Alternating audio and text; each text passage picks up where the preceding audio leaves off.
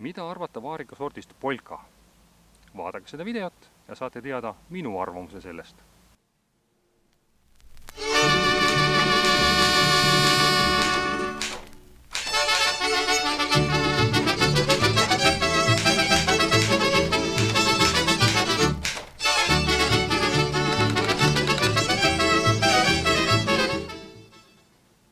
Polka on Poolast pärit romantantsort. Hoolimata oma lõunapoolsest päritolust on see Eestis üsnagi populaarne. Ja põhjusega, sest positiivseid külgi on rohkem kui negatiivseid. Mis ta siis positiivset on?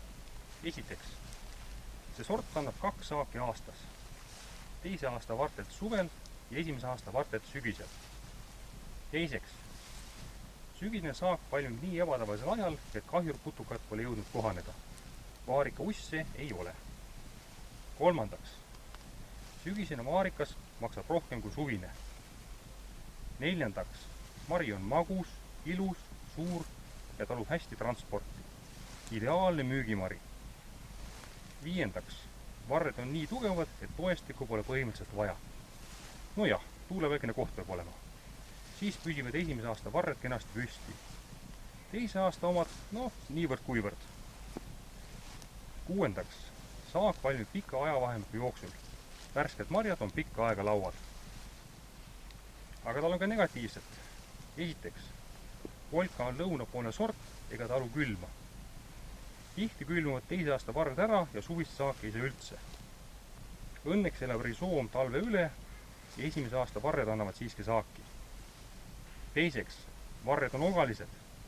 Korjamisel võib ka riimustada saada. Kolmandaks, suvine saak teise aasta vartelt on kasin. Neljandaks, sügisene saak esimese aasta vartelt võib tulla suur, kui sügis on kuiv, soe ja päikseline. Aga kui on nagu täna, siis lähevad marjad kergesti hallitama või külmuvad ära. See tähendab, et saak on ettearvamatu. Endale kasvatamisel pole see ehk oluline, kuid ette müümisel on see tõsine miinus. Viiendaks, vastuvõtlikkus haigustele. Vahel sureb peenras mitu põõsast korraga mingi tundmata viiruse kätte. Kokkuvõttes on selle sordiga probleeme.